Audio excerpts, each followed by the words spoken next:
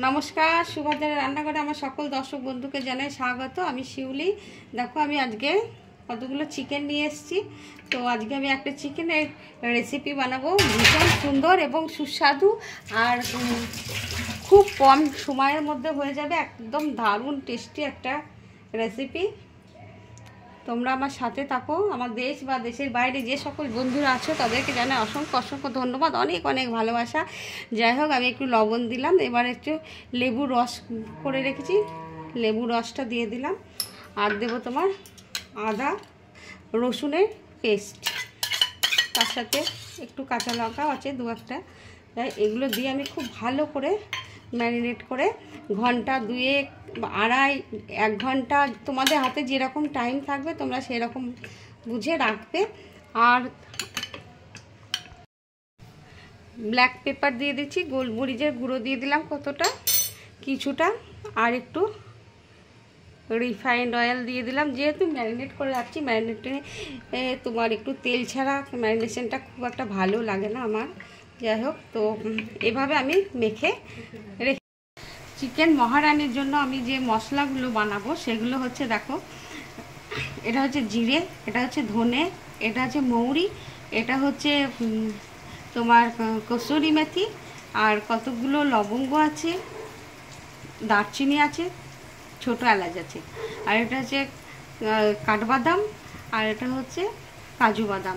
এগুলোকে আমি একসাথে রোস্ট করব।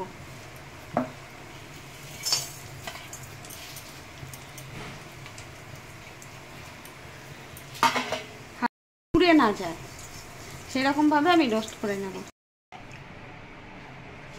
আমি কড়াতে বসিয়ে দিয়েছি এবং ঘি দিয়ে দিলাম। আমি রান্নাটা কিন্তু ঘিতে করবো, হ্যাঁ, তেলে রান্নাটা আমি করছি না।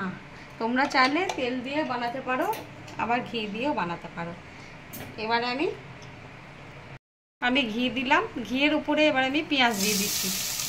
আমি ঘি দিয়ে করছি, তোমরা চাইলে তেল দিয়ে বানাতে পারো, ঠিক আছে। যেহেতু মহারানী বলে কথা, সেখানে ঘিটাই মানে ভালো লাগবে। ম্যারিনেট করে রেখেছিলাম যে চিকেনটা, এবার আমি পেঁয়াজের সাথে দিয়ে দিচ্ছি। এটাকে দিয়ে আমি ভালো করে বেশ কিছুক্ষণ ভেজে নেব। আমি গুঁড়ো করে নিয়েছি, লঙ্কাটা দেখানো হয়নি, লঙ্কাটা আমি পরে দিয়ে ভেজে নিয়েছি। এবারে একদম রোস্ট করে নিচ্ছি। আমি যে মশলাটা গুঁড়ো করে নিয়েছি, এবার আমি মশলাটা চিকেনের উপরে পুরো দিয়ে দিচ্ছি। হ্যাঁ, সুন্দর করে দিয়ে দিলাম। এবার আমি ভালো করে কষিয়ে নেব।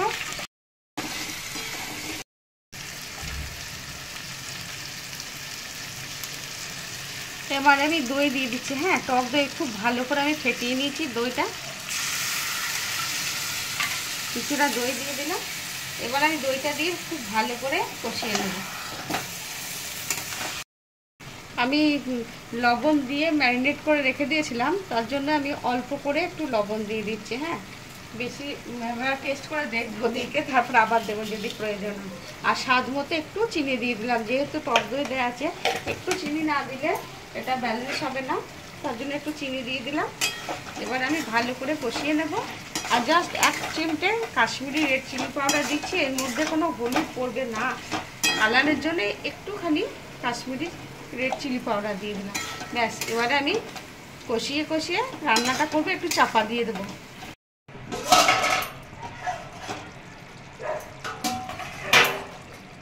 দেখো, আমি মধ্যেখানে একবার দেখেছিলাম, কোনো জল কিচ্ছু দিইনি, চিকেন থেকে অলরেডি জল বেরিয়ে নিজে নিজেই চিকেন একদম সুন্দরভাবে সিদ্ধ হয়ে গেছে। এবার আমি ওপর থেকে কতগুলো কাঁচা পাকা লঙ্কা ছড়িয়ে দিলাম, দিয়ে গ্যাসটা অফ করে কিছুক্ষণ স্ট্যান্ডিং টাইমের জন্য রেখে দেবো, তারপরে সার্ভ করব। আমার চিকেন মহারানি একদম রেডি এবং সার্ভ করে দিয়েছি, ওপর থেকে ধনেপাতা কুচো ছড়িয়ে দিয়ে। তোমরা ঠিক আমি যেভাবে বানিয়েছি এইভাবে আবার একবার অবশ্যই বানাবে, বানিয়ে খেয়ে দেখবে এবং আমাকে কমেন্ট করে জানাবেন যে তোমাদের কেমন লেগেছে। বানানো অতি সহজ, খুব সহজ পদ্ধতিতে, খুব সহজ রেসিপি।